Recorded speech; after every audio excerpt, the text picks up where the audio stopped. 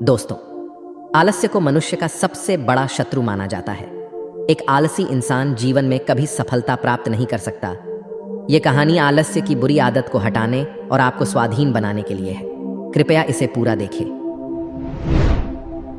दोस्तों, एक समय की बात है। एक गांव में एक किसान रहता था।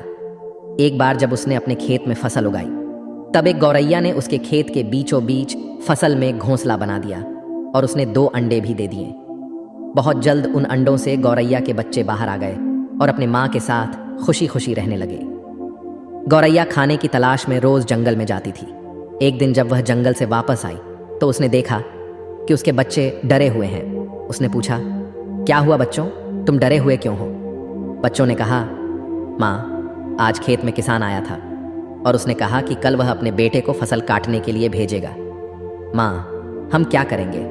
अभी तो हमने उड़ना भी नहीं सीखा है। बच्चों की बात सुन माँ गौरैया ने कहा, डरो मत बच्चों, कल कोई फसल काटने के लिए नहीं आएगा। अगले दिन वही हुआ जो गौरैया ने कहा था। कोई वहां फसल काटने के लिए नहीं आया। बहुत दिन ऐसे ही गुजर गए पर कोई फसल काटने नहीं आया। सब कुछ अच्छा चल रहा था। गौरैया के बच्चे बहुत खुश थे। एक दिन फिर जब गौरैया जंगल से वापस आई तब उसके बच्चे फिर से डरे हुए थे। गौरैया ने फिर उनके डर का कारण पूछा तो उन्होंने कहा, माँ, आज फिर किसान खेत में आया था और उसने कहा कि कल वह मजदूरों को फसल काटने के लिए भेजेगा। यह सुनने के बाद गौरैया दोबारा से कहती है, डरो मत बच्चों, कल कोई फसल काटने के लिए नहीं आएगा। अगले दिन वही हुआ जो गौरैया ने कहा था। कोई वहां फसल काटने के लिए नहीं आया।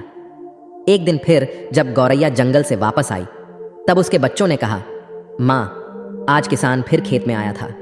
वह फिर फसल काटने की बात कर रहा था, पर हमें पता है कि कोई फसल काटने के लिए नहीं आने वाला है। माँ गौरैया ने कहा, पूरा वाक्य बताओ। तब बच्चों ने कहा, माँ, आज फिर किसान खेत में आया था और उसने कहा कि मैंने दूसरों पर निर्भर रहकर बहुत समय बर्बाद कर लिया। अब मैं कल खुद आके फसल काटूंगा। यह सुनकर माँ गौरैया डर गई और कहा, बच्चों, अब हमें यह स्थान जल्द से जल्द छोड़ना होगा और किसी अन्य स्थान पर अपना घोंसला बनाना होगा, क्योंकि कल किसान फसल काटने के लिए जरूर आएगा। बच्चों ने कहा, माँ, पर किसान ने ऐसा कई बार कहा है, पर प्रत्येक बार कोई भी फसल काटने के लिए नहीं आया है। आप इतने सुनिश्चित कैसे हो कि कल किसान फसल काटने के लिए जरूर आएगा? माँ गौरैया ने कहा, पहली बार किसान फसल कटाई के लिए अपने बेटे पर निर्भर था।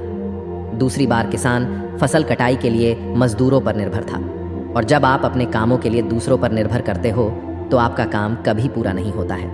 पर तीसरी बार उसने खुद फसल काटने का निर्णय लिया है, तो कल वह जरूर आएगा। उस समय तक बच्चे उड़ने के लायक हो गए थे।